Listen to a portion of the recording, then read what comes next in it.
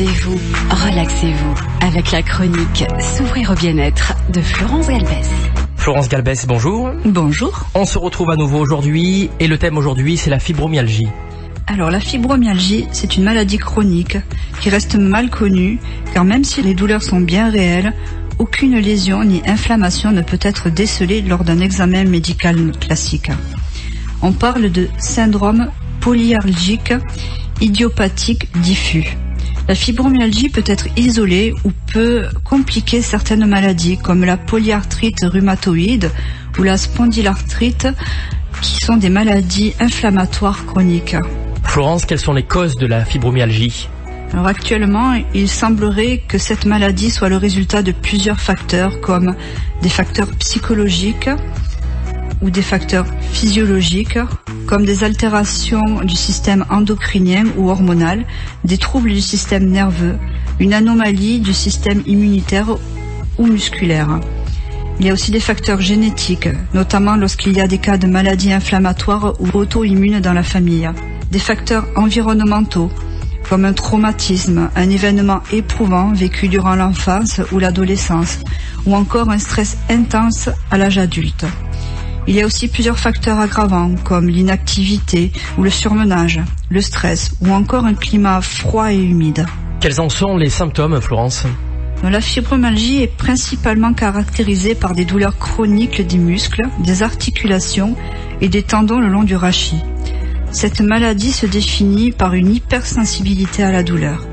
À ces douleurs s'ajoutent plusieurs dizaines de maux différents, comme une fatigue et des troubles du sommeil, des maux de tête, de l'irritabilité, mais aussi des troubles de la concentration, appelés fibrobrouillard, ainsi que des troubles de la mémoire. Il y a également des troubles gastro-intestinaux comme la constipation ou la diarrhée, mais également le syndrome du côlon irritable, entre autres choses. Florence, quel est le traitement pour soigner la fibromyalgie ?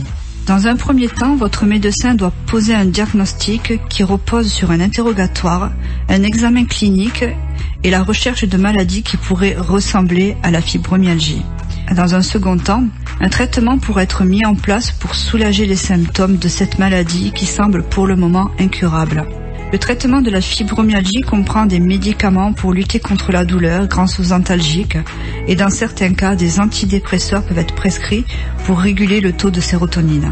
Aussi, pour la prise en charge de la douleur et l'amélioration de la qualité de vie, des techniques non médicamenteuses sont fortement recommandées, comme la kinésithérapie, la réflexologie plantaire ou l'ostéopathie.